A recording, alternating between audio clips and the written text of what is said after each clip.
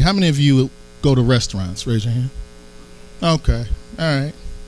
Restaurants in Detroit, elsewhere. Many times when you go to these restaurants, you don't have to think about the safety of the food because you just assume that people have went and done the inspections and taken care of it. Well, today you're going to meet one of the individuals who actually does those inspections, and not just restaurants, but some other stores as well. So I want to make sure I get her title correctly, because I was just going to say food inspector, but that's not it. It is the environmental health specialist, also known as the food health inspector, Miss Crystal Primm. If you can please come up. Please give a round of applause like we do in D1. I don't feel so far apart today. Good morning. I think, is your mic on? It's on now. Good morning. How you doing today? I'm good. How are you? Thank you. I'm doing well. We appreciate you coming today. Got your badge on, official? Official. That's right. We know you work with the health department, so the environmental health specialists are within the health department. Yes. Tell us a little bit about that, if you will. About what are the things that you do on a daily basis? What's a routine day for you, if there is one? Well, there's no routine day. Most days, I'm going to any place where food is sold. So or served. So churches, schools, special events, festivals, sometimes black clubs.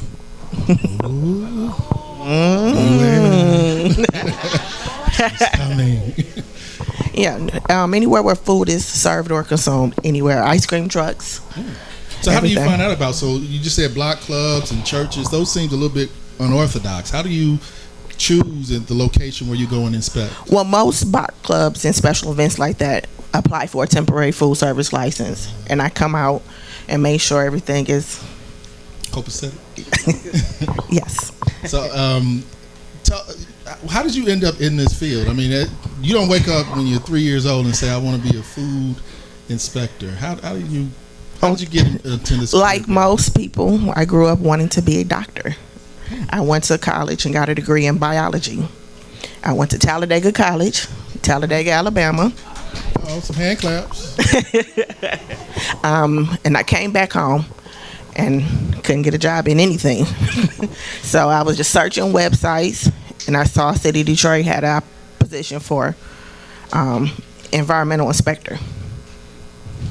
Did you know what that meant? No, I did not. I saw that you needed a biology background or something in the science. I have a degree in the science. Check. Let's see. Check. And here I am 10 years later. 10 years later. Wow. Yes. So you've been doing this for 10 years, keeping folks safe. Yes. As they ingest food. So talk to us a little bit about some of the more challenging locations. I remember, was it last year? There was a Popeyes. Oh, yeah. That went viral. You remember that? Seeing it? A lot of folks saw it. Was that one of your locations? No, it was not. It was not one of my locations. Have you had any other situations like that before that you've had to deal with? How many of you saw the video by chance or heard about the story? Okay. Oh, yeah. Right. I want to make sure you're familiar because we do have video here if you want. No. Hold on. I actually have never had an experience like that. So, District 1 and District 7, they keep it clean. Oh, so you're assigned to? Yes, I have a portion of District 1. More on the Schoolcraft border, in the Grandma. I heard a lot of people say in the Grandma area, so around that area. And I'm sure when people see you, are they set appointments or is it one of those situations I pop where you up. show up? Hey, I'm here. I pop up. Are they happy to see you when you show up for the most part? For the most part, yes. Yes. Really? Yes. So you've never had any situation? Of course I have. Okay, talk to us about that. Okay, let's talk about it. Yeah, pull some layers back for us. Okay. One time I can think of an illegal operator. Had been there for years. And I just stopped in. And he did not want to let me back. Oh, it's okay. I made some few calls and came with some nice gentlemen from the police department. And then, he was a little more cordial. He let me back. How many inspectors do we have, as far as you know, throughout the department? 14. 14. So 14, you do the entire city of Detroit, but you're broken down in sectors. Yes. Talk to us a little bit about that. How do you? And I know we have Sabrina Johnson here Yes. as well. Y'all give it up for her as well. You see the badge. Do we have her official title on here as well? Sabrina, what's your official title? I'm an environmental health specialist 3. I'm actually a supervisor, and I work with temporary events as well. Okay, so the temporary events. We talked a little bit about here, right, where you are now, what you do. Some of you may not know, but she actually graduated from a school that's not too far from us here in District 1. What school is that? Communication and Media Arts. Anybody?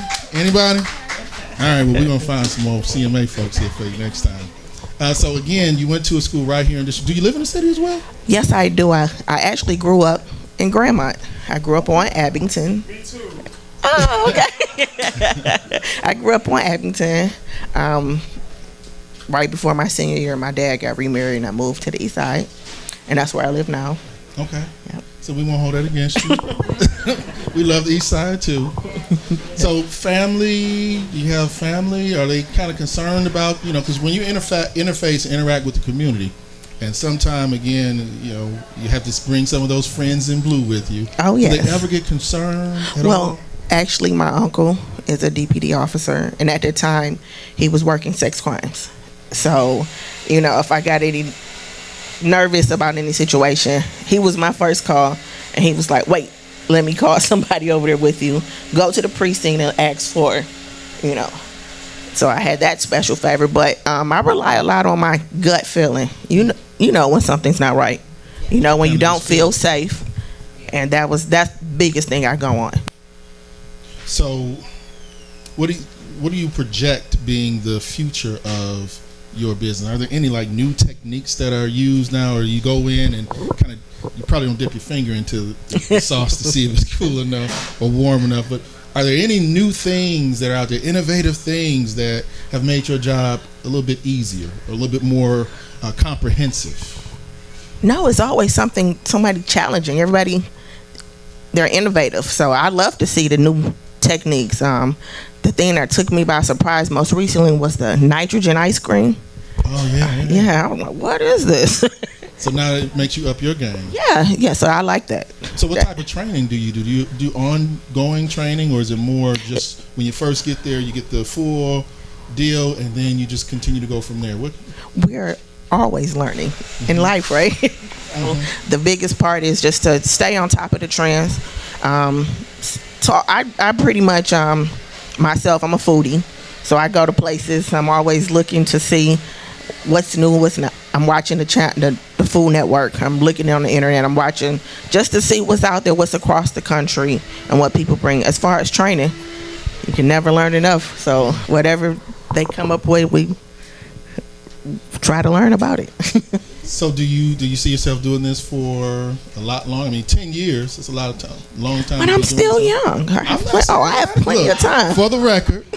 I have plenty of time. I didn't say anything about you not being young. Yes, I love it. My days are fulfilled. As you have a supervisor here. But I say it all the time. I am fulfilled. At the end of the day, when I go home and I at least have one restaurant operator or even a customer, I appreciate what you're doing. I'm fulfilled and I'm ready to go again the next day. Awesome. And we thank you for what are some of those things that what are the highest number of violations? Well, let me rephrase that.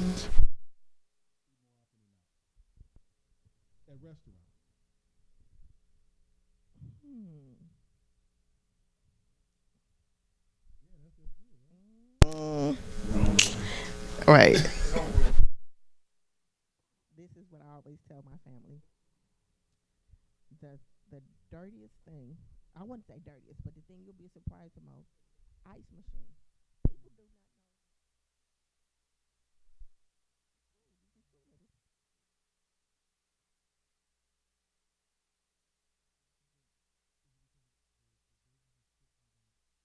It is neglected. The ice bin is neglected.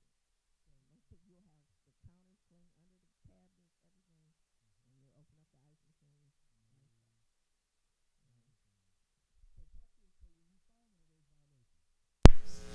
walk us through what happens. So you find a violation, you go into a place, ice machine bad. We're gonna have to do something. What's that something? And walk us through. So for an ice machine, the thing is, let's cut it off and clean it. No, so it sounds really. Do you leave? So I do. Give them an opportunity to come back. Yes. Or, okay. So yes, at least no more than 10 days for most violations. Okay. So I come back, give you enough time to get it corrected. If you need more, we can work on more. But if it's not able to be fixed on site, most things you can fix on site. But like ice machine, I know you have to empty that bin. You have to run that drain line. So I give you a couple of days to get it in, get it clean. So I know when I was growing up, and just even now as an adult, they always say you judge a restaurant by its restroom. Is that typically something that you, as a inspector, can tell folks? If your bathroom's nasty, don't take another step outside that building. I don't think so. People are. How do I say this? Keep it real. You don't hear it all. People are nasty. We have populations that the homeless population, they use that bathroom for everything. They go in and they bathe in the sink or sometimes, unfortunately, shoot up drugs. So we can't I don't personally base an establishment on that, because some people are just also malicious. They come in and just destroy things just for the sake of destroying things. Well, I've seen some places where you'll end up purchasing an item of food and you'll have someone go from the cash register to then preparing the food. I don't think that's sanitary. Tell us if we see that. How many of you seen that before? I know I'm not the only one. Okay, so we've all seen it. What's the now when I ask you, have you seen it? Are they actually touching your food? A lot of times it's never more than one person in the never less than one person. So it's a person that's taking your order and taking your money, and they're putting a wrapped food item in a bag versus actually preparing your food. So they take a closer look. They may actually go and check then that's it out, terrible. And then go and put the fries in the stuff, and that's happening. Well, they're not. Or flip a pancake. But they're not touching it. No, they're not touching the actual food. So ideally, we want everyone to wash their hands all the time, constantly. Okay. But we know that things happen. But if you're using proper serving utensils, that's technically not a violation. Okay. I always encourage people. People want to see you wash your hands. I want to see you wash your hands. You should want to wash your hands. So I always remind people that. And so most foodborne illnesses are transmitted through hands. So if you're not washing your hands, you're at risk. You're putting people at risk. You yourself are at risk. So I always encourage hand washing at every instance. Hand washing with soap and water. Is it warm water or cold water? Does it matter? Or is it just water? The sink temperature should be at least 100 degrees, so warm water. Okay. So we're going to open up for questions in a second, but my last question, actually, it's just a request from you. If you can just give some tips that folks should kind of look out for, and even a phone number if you do think that there's a violation somewhere, because you can't be everywhere, all throughout the city at all times. Right. Most inspections occur at least twice a year. So we encourage you, if you have any, like you said, you saw people touching your food with their bare hands, call us. We take every complaint seriously. And like, we only go out maybe twice a year. So if you see it, call and report it. The food safety main phone number is 313. Y'all put it in your phones now. We give you some information. 876. You never know. 0135. One more time. 876 0135. What about electronically? Any emails or anything, or it's better the phone number? Oh, the health department also has a Facebook page. The complaint form is, I believe, on the main website for City of Detroit. Okay. You can do a complaint electronically through Facebook, call. But please call. Most people, when we come in, people are on their best behavior. So, of course, it's like, oh, great, the inspector's here. That's why I believe I get, because they know what we're going to do. But at that 9 o'clock at night, when I'm at home, you have the worst behavior. So, if you out report it, Reporter, be the eyes and ears. We appreciate it. Well, you talked about website, and that's the last thing I want to say again before I open up for any questions. I saw recently that the city of Detroit put the inspections online. How many of you knew that? The inspections of the businesses are now online. Good thing? Okay. Got a hand clap there.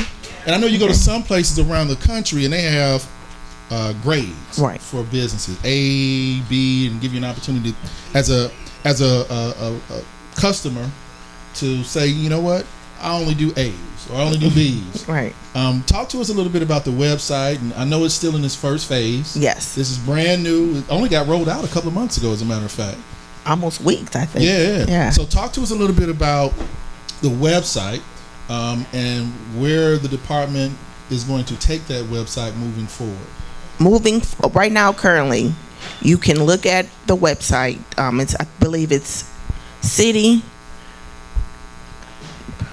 Wait a minute, I pulled it up on my cell phone. Let me look.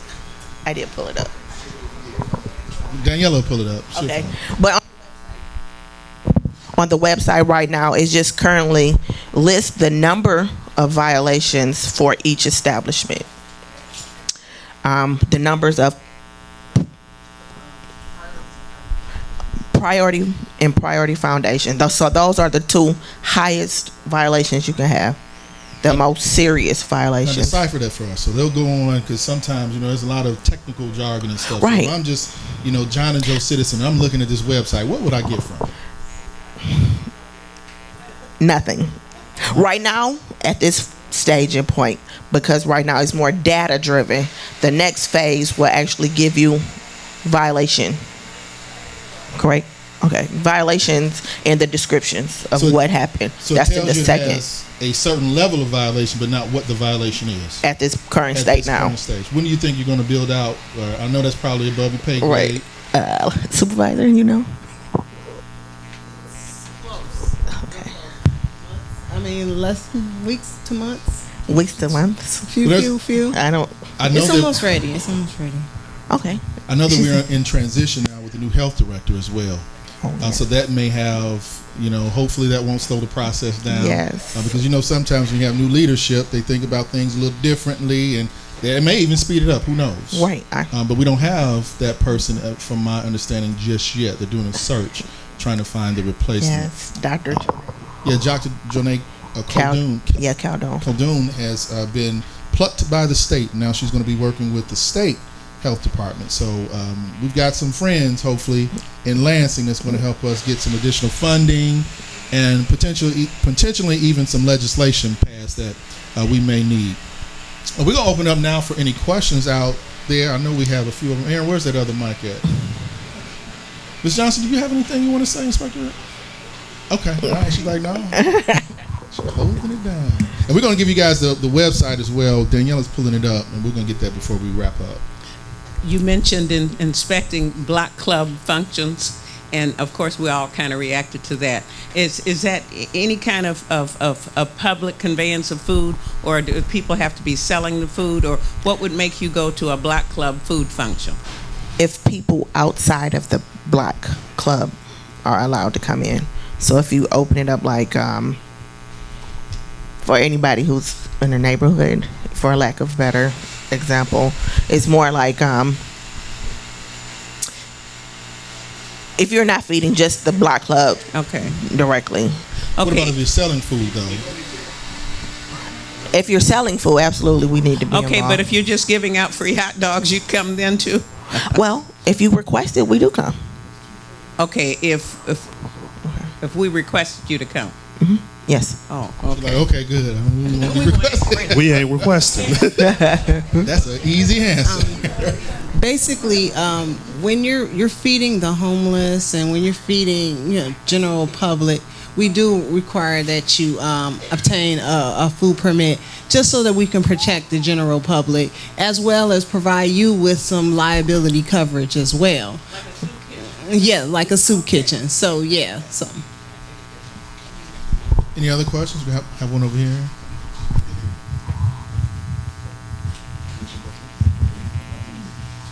I had two questions. We were having a family argument about the lady up on Outer Drive that has a little hot dog stand near the Jeffries that sells hot dogs, and I went to buy one and I got yelled at because somebody said, no, that's probably not inspected. Are they? These people that do that on the No, street? they are not. Okay. They may not actually even be legally there. Well, the hot 'Cause you dog have to was have a good. I permit. ate one anyway, and I didn't See? die, but Sometimes you got to be adventurous. I used to sell Kool-Aid as a child, and that's how I got my candy money, so... That's right. My other question is, and this was another argument, in a restaurant like a Burger King or whatever, do they have to have a separate restroom for employees? Because the one I was in, everybody's using the same one, employees and everybody else. I didn't see a problem with that, but someone made a comment in there that they're supposed to have a separate bathroom for employees than the general public. Is that true? Most places actually do, but they do not have to have that separate. Thank you. She said I won the argument. Good morning. Good morning. What happened to what are the rules about hair nets in restaurants, fast food? Well, it's still the rule. Though that's always a rule, but it does not necessarily have to be an actual hairnet. It can be a hat, it can be a bandana, anything that restrains the hair, because the food code states a hair restraint. What about beards? Beard, Good question. yep, they need beard nets to cover. So if we see someone, I mean, to your point, if we see someone who is working around the food with a beard, what should we do? Call. Yes, call. Okay. Call. She's like, I don't want too many calls, man. It's only 14 of I us. want to get those calls. Okay. Can you hear me? Yeah, I've done that. I've called. They send me coupons. You called. Oh, you gotta We call don't the department. send coupons. Not the business. I'm from the health department. Oh, okay, I'm like, came I in don't late. send I came in late. coupons. Because of the tape, been a long time. I've been here. Now, Mr. Glenn, let me ask, so we're doing an interview with the health inspector, food inspector right now. Only food inspection? That's all we're doing right now. Yep. We promise we're gonna get to you. We're gonna get to you. Hi, good morning. Do you recommend that if a citizen or consumer sees a potential health code violation, that they snap a picture, take video? Because sometimes these, restaurants might deny that they're engaging in a violation. So what's your take on that? I like to see it because, like I said, when I come in, they know who I am. So everyone's on their best behavior. So if you see it, please, we've had instances where the Popeyes, a lot of that stuff they couldn't hide, but yeah, I think it's fine, and especially with the new online reporting, you can attach pictures. Yeah. And speaking of reporting, the Popeye situation was reported by an employee. Do you get most of your tips from employees, or do you get them from general population? So you holding back on us. I can see it. She want to say something, but she don't want to say it. Okay, we get both. We're just free. No, we're family. We're family. I grew up over here. We're family. We get both. We get a good both. I even get employees during the inspection, like, go look over there in the corner. They're telling me to go look in the corner, to let me know something that isn't right, but they want to, keep their job. So we get both. We get the public, we get employees. Hi there. Do you inspect grocery stores also for outdated foods? That is the state. That's a state Yes, issue. ma'am. So in terms of food handling, should you have, I know some places you may have raw meat next to cooked food. We always know that's a no-no, certainly at home. Is there any allowance that is provided by your department because they are serving food in mass? You go, well, you got more you got to deal with. We'll give you a half pass for that. No. Okay. Tell us a little bit about that. Because the rule is the rule. Okay. That's how you keep food safe. You don't do cross-contamination. Okay. So what else? There's no room for that one. What else can you not have next to each other? You said the raw over the raw and ready to cook, or raw and ready to eat. Okay. And also the cooking temperature order. So chicken and eggs always at the bottom because of the risk of salmonella. So you always want to keep your chicken at the bottom. So just this order, the cooking temperature order. I'm getting real technical here, but No, it's not. No, this is what we do here.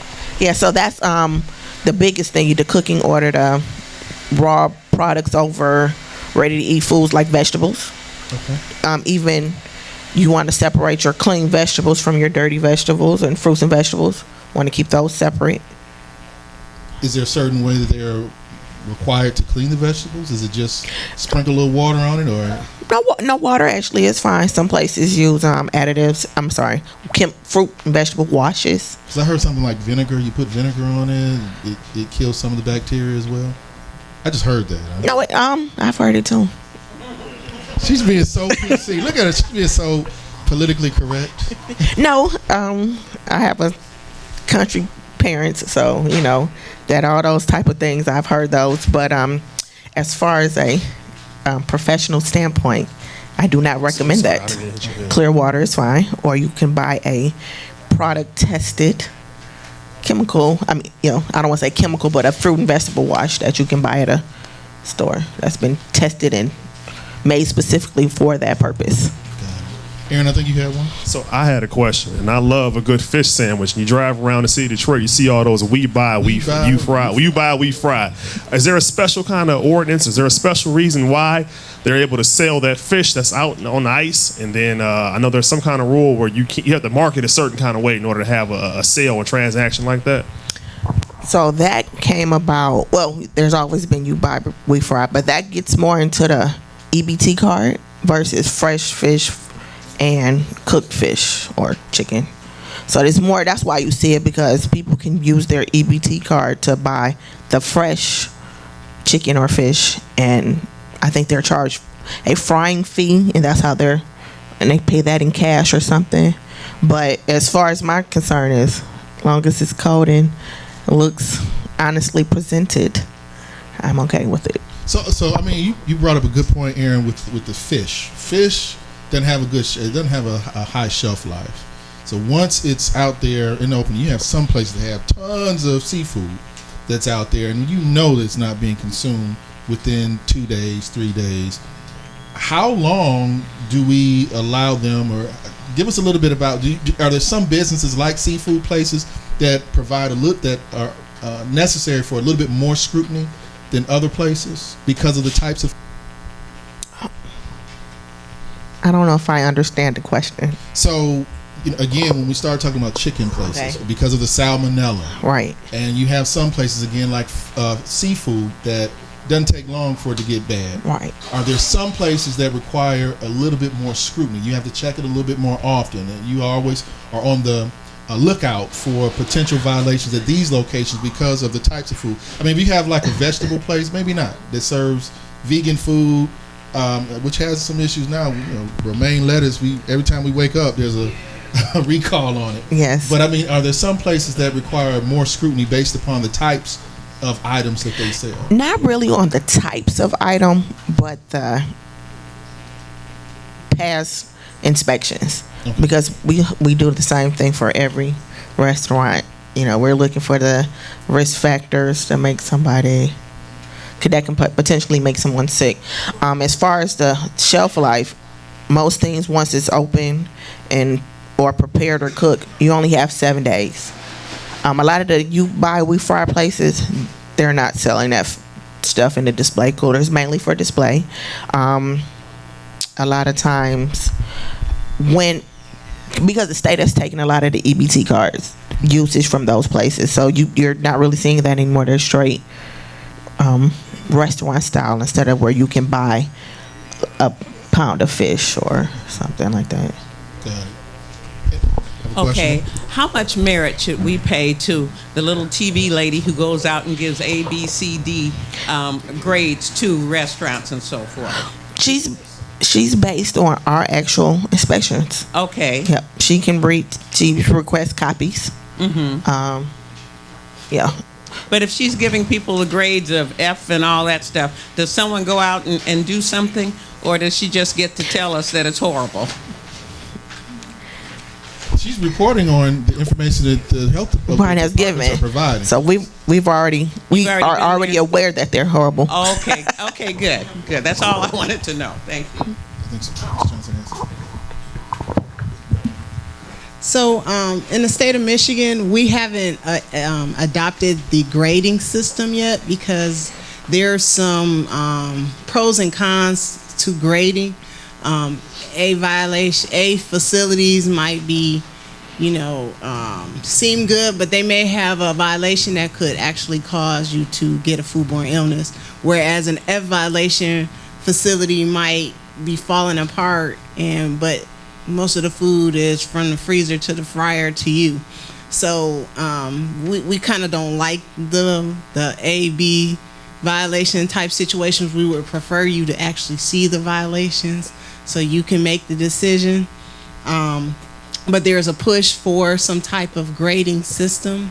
So we have been looking at some different ways of doing it. Maybe, good and needs improvement and stuff like that type of grading system rather than an A, B, and C, which is not really, it doesn't really show the real condition of the facility. But it's so popular around the country, though, and it's one of those things that people want. It's real easy to consume, no pun intended, from folks. The A, B, and C. We know that, or red light, green light, yellow light. We know those are like things that we can identify with.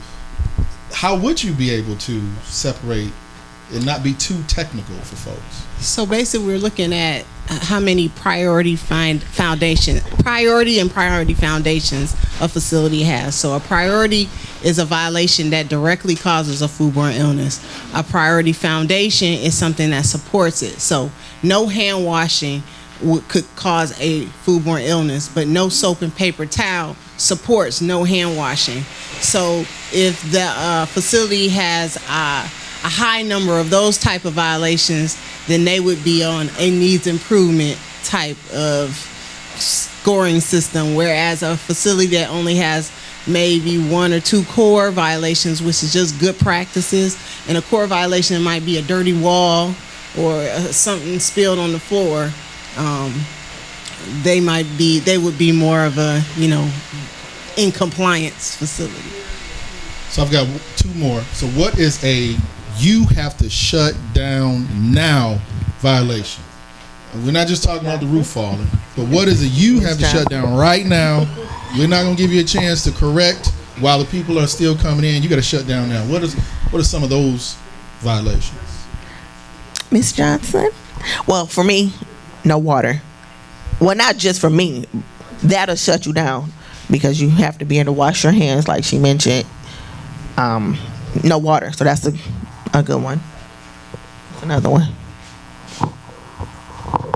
So it could also be in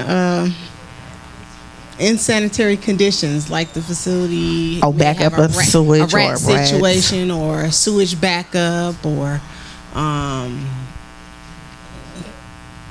of things of that nature. Maybe the walk-in cooler doesn't work, and all the food is not holding properly, so you throw it all out. That'll shut the place down. Okay. My final question, and we know there's been a shift in policy around the country surrounding cannabis and marijuana. She just shook her head. And so we know that there are some places that, when I've seen this around the country, they try to place food inside of a dispensary. So once you get your meds, you get your munchies, and it's all in one. In Detroit, that's not allowable. Have you seen situations where you have had businesses that have attempted to do that? We're not talking about edibles, where it's like baked goods that's infused with cannabis and marijuana. I'm talking about, the ones I've seen, chicken and some actual food. So there was an instance in Detroit with a restaurant that was selling CBD oil infused drinks and food items, and that is against the food code. And they all across the state, that is not allowable. So it was instantly like, no, you cannot sell this because of the CBD oil and the percent of actual marijuana. Yeah, the yes. Yeah, the cannabidiol oil or whatever that name is. Yeah. So I think we have the website, Daniela. Sorry, that was me causing all the issues. Aaron is directing me where to stand. So the website is data.detroitmi.gov. You click on public health. There's a button with the cross on it. It's public health. So it's data.detroitmi.gov. Click on public health, and it will show you the link for the environmental health inspections. I think that's what it says. All right. And we want to thank you, Ms. Crystal Primm, for being here with us today. Y'all give it up. Thank you. Y'all can do better than that. Y'all can do better than that. And also, Ms. Sabrina Johnson as well. You are welcome here at any time to come and give us some additional information, but we really appreciate you sharing that information that you did today with us. Thank you. All right. We have handouts at the door also. Anything else you want to tell them before you leave? Oh, just with that, we have some handouts at the door. Bed bugs, hepatitis A, those type of things there. Now she just went into the real good stuff. Microphone.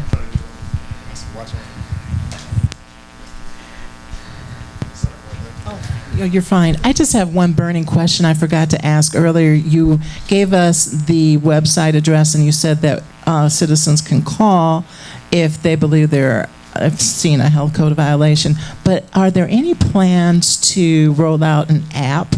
Because everybody's using their smartphones, and it would be a real quick way. That would be great. That would be great.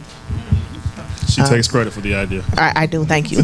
Oh yes, that is something we can. Oh,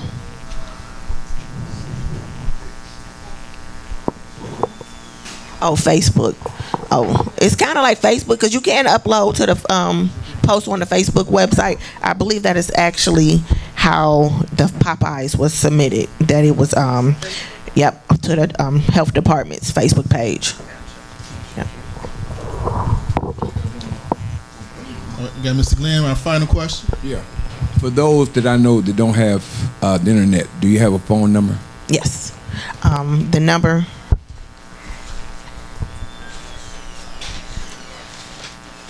Well, we can definitely get it for you before you leave, Mr. Glenn. Okay. Yeah, because we wrote it down. We'll get it for Right. you. All right, y'all give it up again for Ms. Crystal Primm. Awesome job. Thank you.